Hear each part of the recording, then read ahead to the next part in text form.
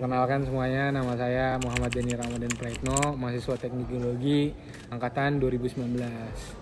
Saya kemarin melaksanakan tugas akhir dan magang di PT Pertamina Geothermal Energy.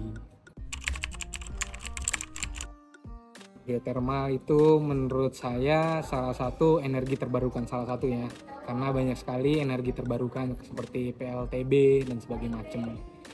Geothermal sendiri itu adalah energi yang memanfaatkan sumber panas bumi sebagai energinya, yang dimana menghasilkan nanti sebuah uap yang dimana untuk menggerakkan sebuah turbin. Turbin tersebut akan menghasilkan listrik.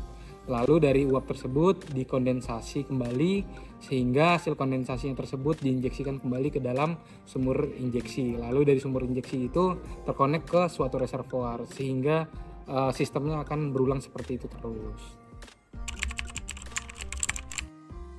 Potensi energi panas bumi di Indonesia menurut saya sekarang ini masih tahap development atau pengembangan. Di Indonesia sendiri itu salah satu potensi energi panas bumi terbesar kedua di dunia di bawah Amerika Serikat. Jadi sebenarnya potensi, dan kita sebagai geos atau geologi punya peran penting terhadap eksplorasi panas bumi di Indonesia.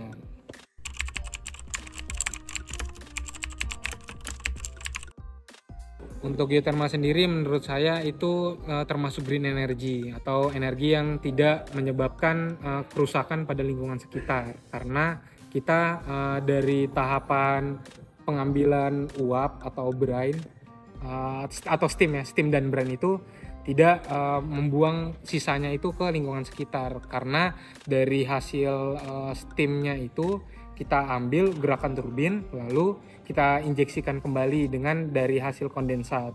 Dari kondensat tersebut kita injeksikan kembali, lalu dari sumber injeksi tersebut masuk ke reservoir kembali. Jadi sistemnya, cycle-nya seperti itu terus. Jadi tidak merusak tatanan lingkungan sekitar.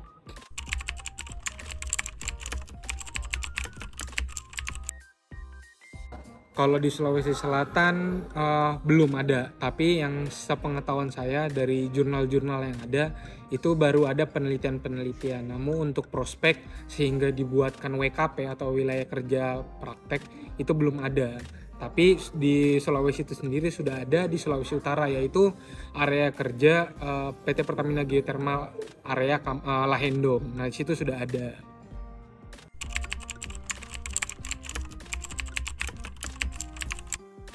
Kalau tantangan itu sendiri dari insight saya sendiri, pertama dari sumber daya manusia.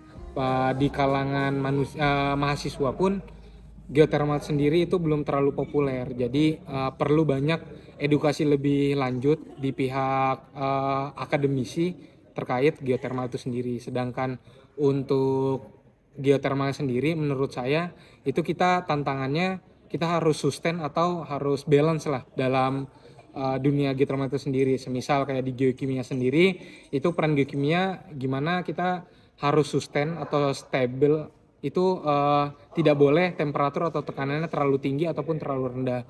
Karena kalau terlalu rendah, semisal itu akan menyebabkan scaling pada pipa-pipa. Dan juga tidak boleh terlalu asam, karena kalau terlalu asam itu akan menyebabkan korosi pada pipa geothermal itu sendiri.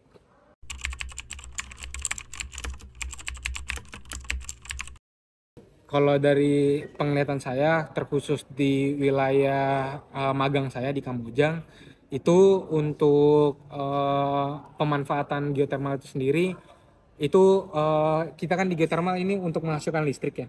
Jadi listriknya itu minusnya juga di geothermal itu masih skala lokal. Jadi belum skala regional atau skala pulau. Jadi itu minusnya sendiri di geothermal. Tapi untuk manfaat lainnya seperti manifestasi itu di Kamojang dijadikan objek wisata. Jadi teman-teman yang mau belajar dasar tentang geothermal bisa lihat langsung di manifest yang ada di sekitar area kerja geothermal.